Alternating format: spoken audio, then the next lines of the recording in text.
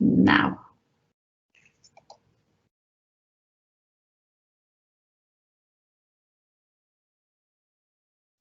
Hi everyone, good afternoon. So firstly, I just wanted to welcome you to this session today, welcome you to National Careers Week 2021 and part of this week of the Meet Your Future Work Shadowing campaign. So I'm Cor Bronwyn, I'm part of the Bridge GM team here in Greater Manchester, and Meet Your Future Work Shadowing, it was launched in April 2019, and really it's launched as a way for you as young people to have conversations with different employers and also experience the workplace and find out about different things around the workplace as well. And over the past year, kind of since March 2020, we've been speaking to a lot of your peers, to young people all over Greater Manchester, to find out how you've been feeling and how you feel as though you should be supported with your return to school and into the future as well. And throughout all of this, we've really been listening to you, and we've developed a suite of different information and support to really help you. That can be found on Greater Manchester Apprenticeship and Career Service, GMAX, and on that site as well, you can also speak to a member of our team here at Bridge GM and really kind of have some of that signposting and support to help you.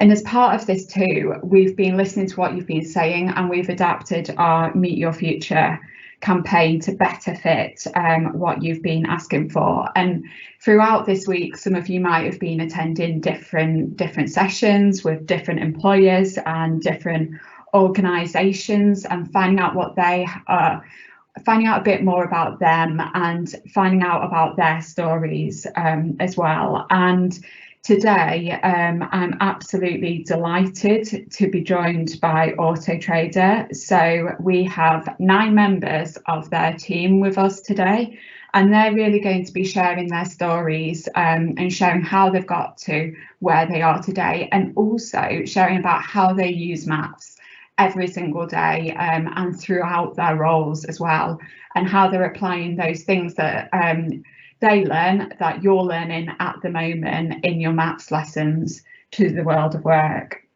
And hopefully throughout the session today, throughout the next 45 minutes, you'll be really informed, really inspired as well, and feel hopeful and optimistic about your future too. So I think you've probably heard enough from me now. Just a couple of things. We'd really encourage you to ask as many questions that you want today. There's a Q&A box at the side, and we'll be looking through some of those, and we'll be answering as many as possible, some of them through the chat and some of them to our brilliant panelists as well. So yeah, I think that's enough from me, but I would now like to introduce you to Sarah Brooks-Pearce, who's the Future Talent Manager at AutoTrader. So here we go. Hi Sarah. Hi Bronwyn, thank you for the introduction. I'm just going to be running you through a little bit of an overview of AutoTrader before we get to meet the panel, just so you know who we are and where we've come from. So I've got a few slides to share, and then we'll introduce my colleagues from AutoTrader. So first I want to start off with a little bit about us. So rather than me tell you, I've got a little video to show you, if Bronwyn, you wouldn't mind doing the honours.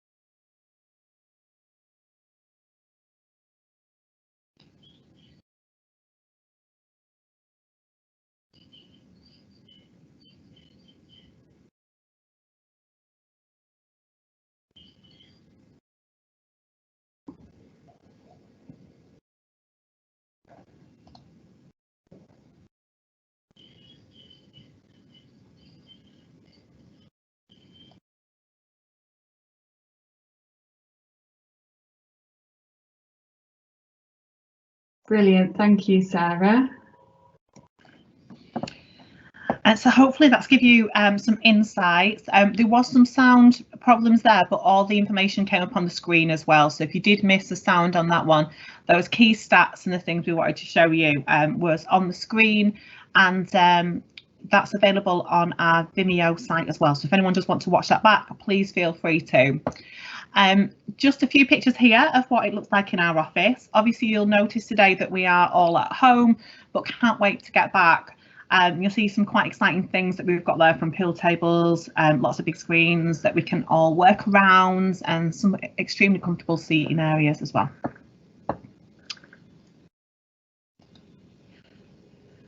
So as a business, our people are really important to us. Our business is built around our people, but also around digital and data, and you'll get to find out a lot more around that as we go through. But just to share a little bit more around our culture. So for us, working together and with people is so important. We have lots of different things that brings us all together, and there's some examples on the screen there of our networks. So we've got networks for things like disability and neurodiversity, we've got our BAME network, and we've got our LGBT+ and women's network, and loads of sports and social clubs as well, which brings us all together. So really around collaboration and how we work together to best support our customers. So underpinning everything that we do is our values. So we have 6 values, which you can see there. We use these for things like recruiting, bringing new people into the business, and how we can progress our careers too. So really big question, why is data so important to a digital business and for us today for AutoTrader? So I'm not going to give all the answers away now, I'm going to leave that up to our lovely panel, but just a few key stats and facts about us. So you may notice in the video, we are the 14th biggest website in the UK at the moment. This does change all the time, but that's the number that we've got right now. We get over 450,000 cars listed on the website every day, which just is an incredible number. Other key numbers to us, we're a FTSE 100 company. We've got over 850 employees, and that's soon to go up as we've got some of the businesses joining us. And we're really proud to say that 89% of our people are really proud to work for us. So there's some really big numbers there, and we work with those all the time. So whether or not that be a percentage or data or things coming through, we constantly use that insight to help us make decisions and to support our customers. So I thought you might want to know, just in case you're inspired today, how you can join AutoTrader. So there's a few different routes, and we have a few different early careers options. So those range from things like apprentices to graduates, and we also do degree apprenticeships as well. And on the next slide, we'll be able to share a little bit more information about those with you. It's actually changed since. So our starting salaries for apprentices and degree apprentices now come in at 19,000. And our graduate programme this year starting salary is 26,000. Now, one of the things that's really important to share with you here is, regardless of which route you join, that you've got the same opportunities and earning potential regardless of the route.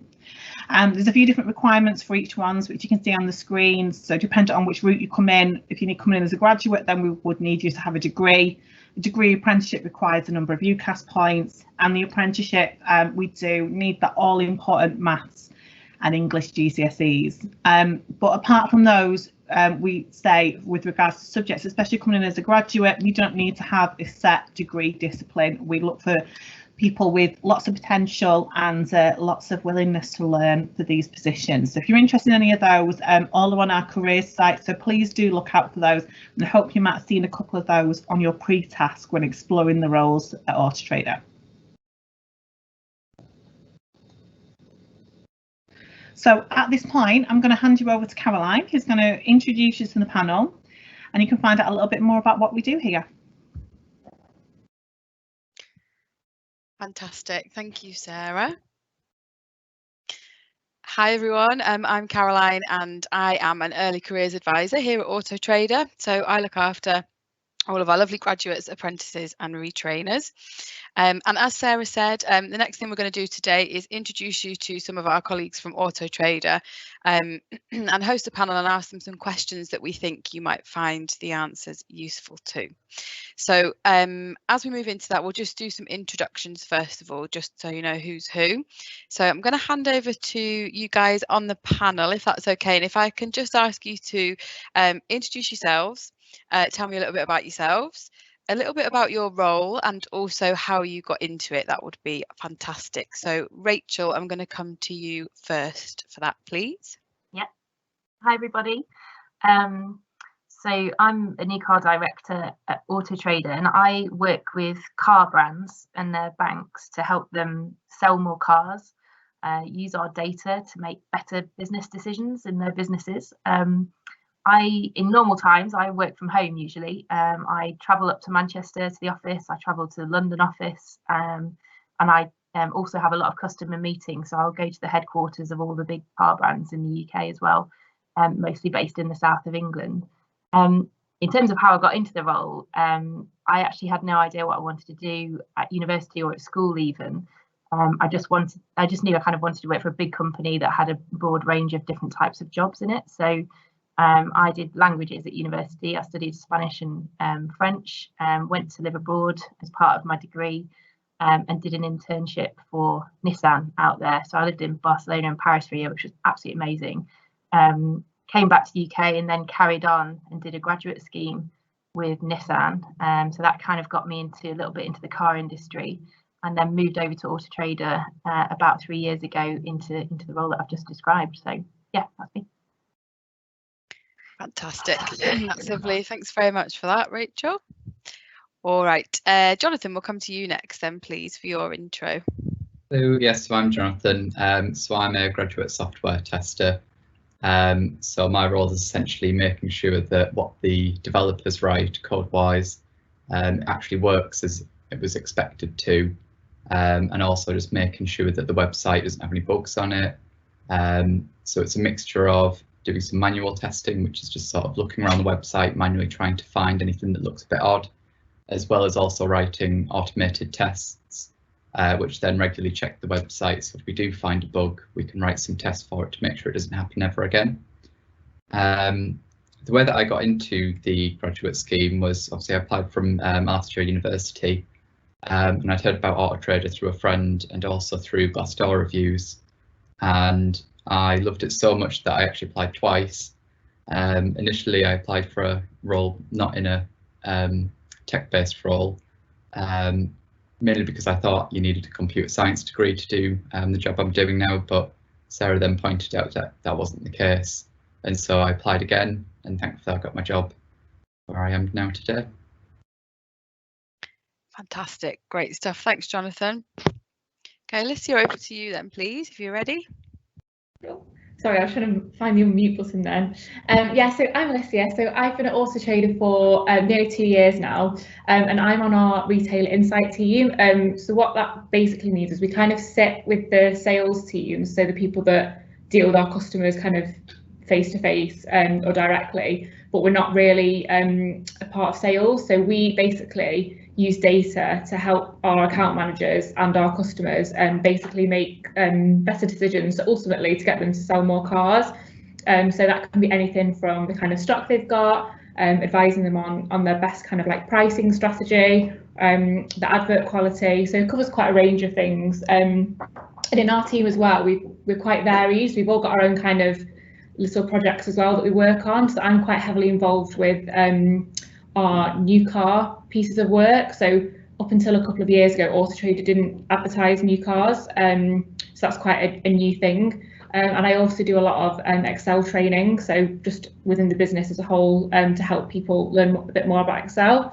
So I got into the role really, so I did psychology at university, and went into kind of a graduate job working for like a marketing agency, looking at alcohol brands. So similar type of job, using like their sales data to understand how they were performing in the market. And then I guess the main reason I moved to AutoTrader, I literally didn't know a thing about cars. or like had any interest in cars, but the main thing for me was the culture. So I'd heard really good things about the kind of like team side of things, and I guess like lots of the good benefits that you get from working here. So that was kind of my main motivation for joining. So yeah, you definitely don't need to know about cars to work for AutoTrader, but yeah, it's a really good company to work for. Great stuff. Lovely, thank you very much. All right, Jason, over to you then, please. Hi, yeah, I'm Jason. I'm a software developer here at AutoTrader, which is a fancy way of saying I write code. So what I do is I take ideas and turn them into features and materialize them onto the AutoTrader website to make things easier for people looking to buy a car and people looking to sell a car. So for example, at the minute I'm working on market extensions, which is looking at advertising click and collect and home delivery for dealerships. So dealers can advertise their vehicles much further away from their actual dealership, and it also makes it easier to buy a car for consumers as well, so they can have it delivered to their home. How I got into it, I did chemistry at university, kind of haphazardly chose to do it, realized that I didn't like it, didn't want to pursue a career in it, and ended up doing an apprenticeship in software development. So that took me about 1.5 years to complete that. And that's how I ended up as a software developer. Fantastic, thank you, Jason. Okay, Dan, over to you then when you're ready, please. Thanks. So I'm Dan, and my role is front-end developer lead, which is a mouthful. Essentially, I look after front-end developers, and that would be the kind of code that you write that shows the website in your browser. It's a shorthand. It's kind of like the bit in between logic and design. So I got into it in a really haphazard way, where I wanted to either be a filmmaker or work in a recording studio. So that's what I did around A-level, and had a failed attempt at university, and taught myself how to make websites, and realized I had a big gap in knowledge. So I went to university as a mature student. Then really found there's loads of stuff you can try. So there's a bit of a designer, a bit of a developer, and then found a way to bring those bits together. And so now at AutoTrader, I kind of help shape the discipline of all the developers doing similar kind of work, help try and get developers and designers to talk and work more collaboratively together. Fantastic, great stuff, thank you, Dan. Emily, over to you then, please. Yep, so I'm Emily and I'm a strategy and insights analyst. So my role is quite varied, and I work with a variety of different teams across the business. So we do quite a lot of research, so conducting on-site surveys or with external agencies as well. And we also sort of keep tabs on different competitors within the car industry to sort of understand how they're doing, which essentially helps us with our strategy and what our business should also be focusing on. So I joined the business on the grad program in 2019. So I've been with AutoTrader for around 18 months now. And before that, I actually did maths with economics at uni. And I decided that I wanted to go down the grad scheme route because it was sort of what everyone else was doing at the time. And it felt quite natural with the degree that I was doing. And doing a maths degree, I sort of applied for a data analyst role, but things sort of moved around, and now I'm working with the strategy and insights team, which sort of gives me a better chance to sort of network around the business actually, because we work with so many different teams. So yeah, that's how I got into my role. Lovely, thank you, Emily. And last but not least then, over to Chris for a bit of an intro, please, when you're ready. Thank you very much. So yeah, hi, I'm a data analyst. I started at school thinking that I was really bad at maths, and I found like mental arithmetic really difficult. I thought I was hopeless at maths. I actually had a maths tutor for my times tables. I was so bad, but other than that, I did really well at school. I really absolutely loved science, was fascinated about, you know, the amazing things we can do and learn about the world, but I still thought I was bad at maths. I actually ended up getting a maths A2, got the A level, and still thought I was pretty bad at maths. I did biochemistry undergrad degree, which is kind of like the chemistry of biology, really interesting, quite a lot of maths in that. And it was there that I learned that actually the science that I was so passionate about was all completely like derived from statistics. When you try and learn something about the world, you need statistics to be able to tell you whether or not what you're seeing is just by chance or whether that's really happening. And it kind of completely flipped my mindset from thinking, maths is something I'm bad at, to realizing that actually there's loads of different kinds of maths and lots of different ways in which you can use the skills that mathematicians have, and numbers and arithmetic is only a tiny part of that. And actually there's loads of super fascinating things that you just can't cover at school, but the more you do maths kind of further on, so you start to get into it at A level, and then they do all sorts of fascinating things at degree level, you learn about much later. At school, you just have to learn some stuff that's essential, and it is really useful, particularly in more maths related roles like data analyst. So after my undergrad degree, I did a PhD involving mechanistic modelling, so very maths heavy, and then became a data science consultant. I've done things like program statistics for National Grid, done modelling of diseases for pharmaceutical companies, and as part of that I was also involved in kind of product delivery, so getting software ready to hand over to the customers. So kind of after several years doing that, I've now joined AutoTrader 2 years ago as a data analyst. As part of this, I do data modeling, which is trying to find the best way to solve business problems using the data that we have, so using maths to aggregate up data in different ways to come up with numbers that are meaningful and accurately reflect what's going on in the real world. I also use statistics in my role, so trying to do things like understand whether or not a change in the data is just by chance, or whether that or not, and also data products. So that might be working with data scientists who are trying to create new data products, which will allow us to tell the story of our customers and our consumers in new ways. Fantastic. Lovely stuff. Thank you very much, Chris. And thank you everyone for your introductions. Okay, so we will get started on the questions for you as a panel then. And we've got a couple of questions.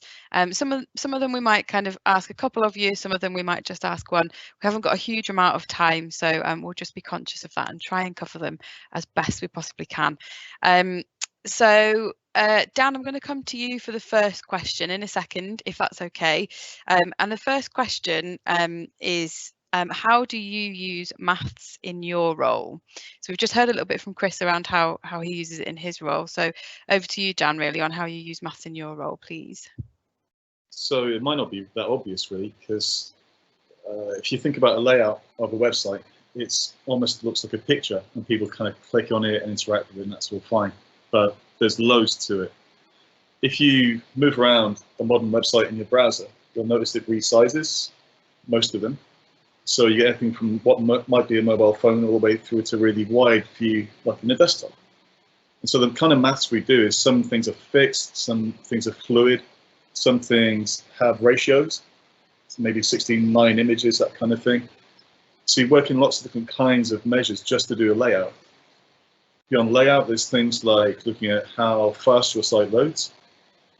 So there's loads of different kinds of data points you can use to try and work out how you can make it faster, which is ultimately a good thing for people using your website. When you write code, a lot of it is kind of like algebra anyway. So you have some value associated with a variable, and you might do some work to work out how to make it become something else based on what you know. So I think simply there's a lot of stuff around layout, and then working out how to do what you do better. We use a lot of the data from data analysts and data scientists to also help inform the choices that we make. So what we might not do in my role, a lot of the job to get that data. We need to understand what the data is telling us to make good decisions. Fantastic, thank you, Dan. And you mentioned the role of analyst there. So Emily, I'm going to come over to you for the same question, if that's okay. So Emily, in your role, how do you use maths? Yeah, so I work with data quite a lot in my role. So for example, when I'm analysing survey results that we've asked on site, and with that data, I use Excel quite a lot. And within that, I use sort of percentages and averages quite a lot. So for example, in one of our on-site surveys, we ask people why they're actually why they're planning to buy a car. And that's quite an important stat for us to look at, because it can sort of help us understand where the demand is actually coming from. So whether people are buying because they want to sort of avoid public transport, or are they buying because they just want to replace their current car. And when we get these monthly results, it's sort of useful to look at the percentages and look at how the percentages have changed, to see where the sources of demand are changing, and what impact this sort of could have in the industry, I guess. Another example is looking at correlation. So that essentially looks at like the connection between two different things. So you might want to look at, for example, how unemployment levels are affecting used car sales or even new car sales. And perhaps you might also want to look at sort of how the levels of savings are affecting car sales as well. So I guess when people start to save up more money, does that mean more people are going to be buying cars? And by using correlation, it helps us understand how sort of different economic factors can affect the market, and potentially help us with forecasting how the market, how the used car sales will move in the future. Fantastic, lovely. Thanks very much, Emily. So hopefully that's given a nice insight into a couple of different roles there and how maths is used in those different roles. So we'll move on to our second question. And Rachel, I'll come across to you in a second for this, if that's okay. And the question is, why is data so important to our business? So Rachel, over to you, please. Yeah, I mean, it forms the most part of conversations we have. For AutoTrader, 80% of our revenue comes from dealers advertising cars on our site. And so we use the data that we have, which is basically, we have 10 million unique users that come to AutoTrader every month searching for a car. And in the background, we can see all the trends, what cars they're looking at, what brands they're looking at, which adverts they interact with the most, that type of thing. And we use that data to feed back to dealers. In my particular role, I feed that back to car brands. So I'll go to Land Rover HQ, for example, and I will say the demand for your brand this month is increasing, or it might be decreasing, or that this particular model has got a lot of interest at the moment. And that helps them build their strategy, gives them insight to help sell more cars. It even helps them price the car at the right price, because we have over 450,000 vehicles listed on AutoTrader. So it could even help a dealership price their car at the right money for consumers to buy. So it's really powerful in those kind of day-to-day conversations. Great stuff. Thank you, Rachel. And Chris, I'm going to come over to you for the same question, if that's all right. So for yourself, why would you say data is so important to our business? Anything to add? I think basically the same thing. Yeah, data is basically giving us the lifeblood of understanding pretty much every aspect of the business. I think Rachel really hit the nail on the head in terms of when people are interacting with the website, they're telling us so much about what they care about, what their interests are, what they want to buy. We can actually see that some people are interested in just browsing. They love looking at fancy performance cars, whereas other people are really on a mission to buy. You can kind of see those different patterns of behavior based on what they're doing. So yeah, understanding the sequences of how people are linking between vehicles, for example, they can give you a load of insight as to what those people want to do next. Are they going to do something that's going to be a benefit to a retailer? Are they going to be trying to create a lead with them? So trying to send them an email or something like that. And yeah, we can actually do things like guess what kind of vehicle they want to look at next using maths. So for example, one of our data science products is a kind of interchangeability metric that says when users have a session and they look at different vehicles, when you look at this vehicle, do you also look at that vehicle or another vehicle? You can see some really fascinating trends, and that so it's interesting from a, oh, that's interesting to know about, but actually that can allow us to make sure that the way we kind of build the website helps people find the kind of vehicle they're looking for, and it can also help the retailers understand people are looking for this German performance prestige brand, as opposed to this user wants to just find a commuter car or a school run car. You can tell all that from people's behaviour on this website. Yeah, fantastic. Thank you, Chris. So loads and loads of information and insight that we get from our data. Great stuff. Thank you. Okay, let's move on to the next question then. And Alysia, I'm going to come to you first on this one. And the next question is, what did you learn in your maths lessons at school? And how do you use that now in your role?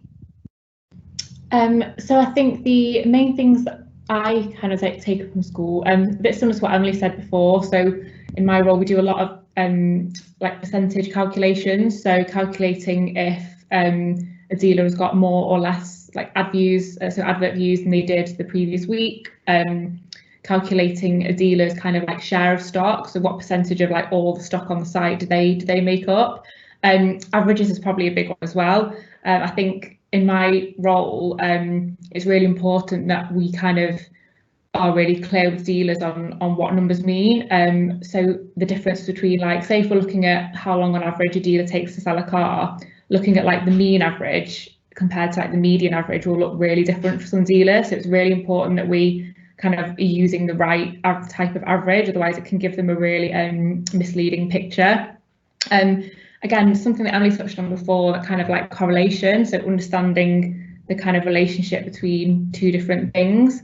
I also do a lot of kind of like charting, so both like creating charts, so understanding what type of chart to use for a particular like piece of data, but also interpreting charts as well. So if we look at a chart, understanding what that actually means, and actually is there anything like important on there, or is it kind of the chart making it look more important than it is? So making sure everything's like to scale.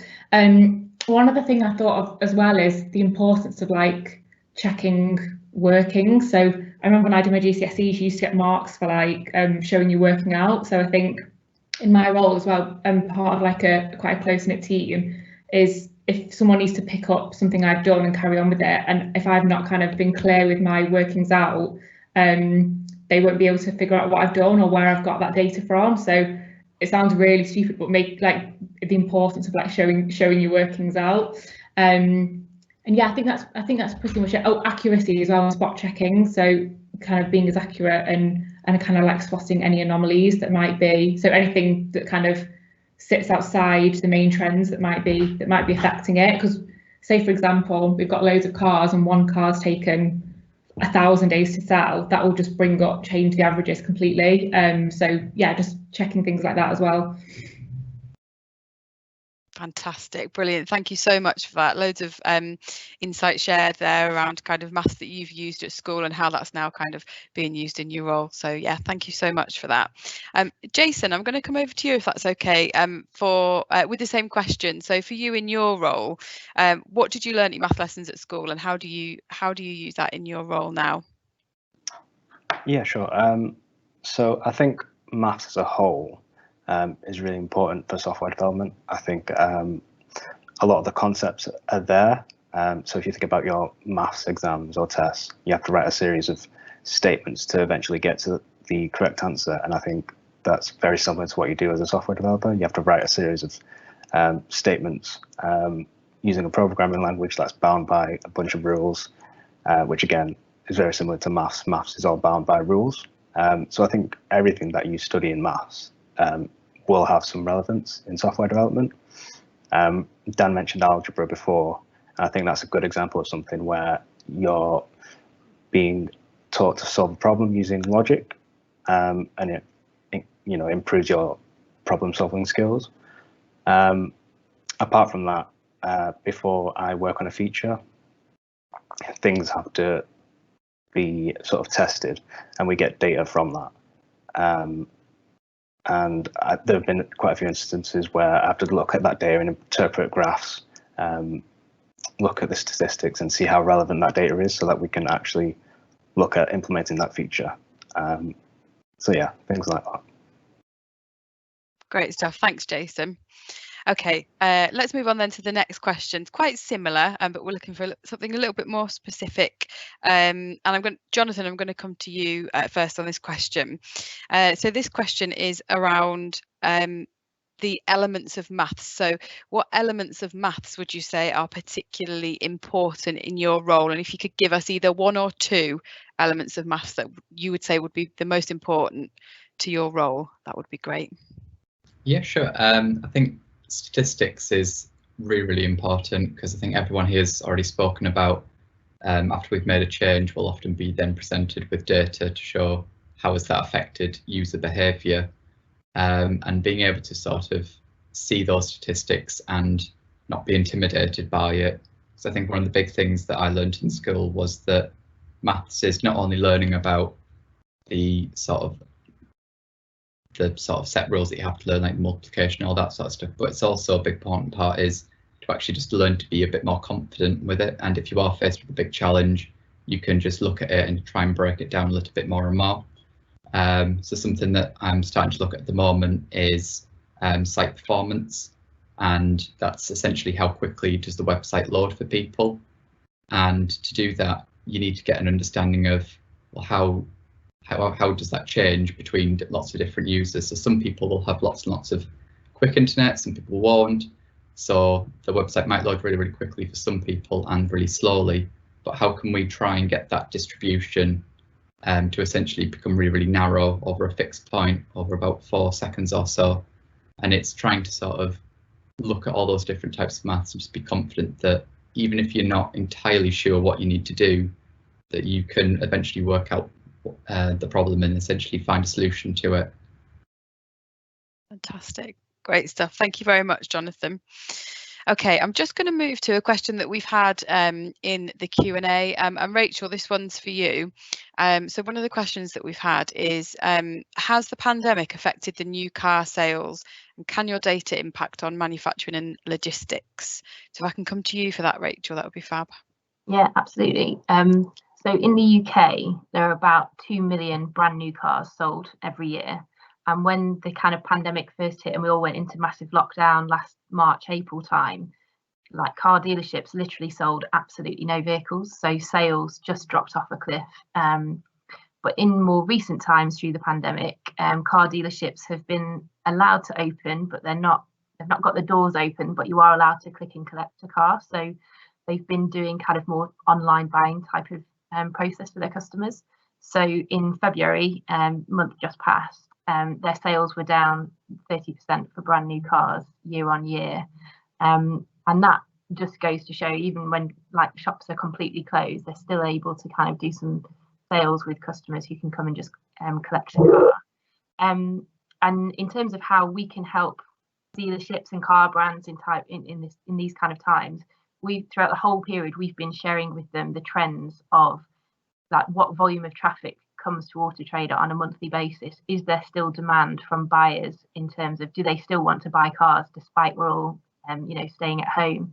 And the answer to that has been yes. Lots of people have still been researching, browsing, inquiring, and even in February there were about 1,000 leads a day going to car dealerships specifically for brand new cars every day of the month. So lots of demand, which gave dealerships lots of confidence in terms of staying open and being able to handle those inquiries.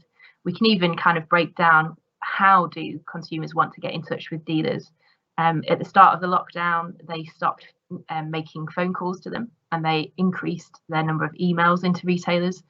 So that helps retailers plan how best to manage their business. You need more people behind desks answering emails rather than picking up the phone, that type of thing.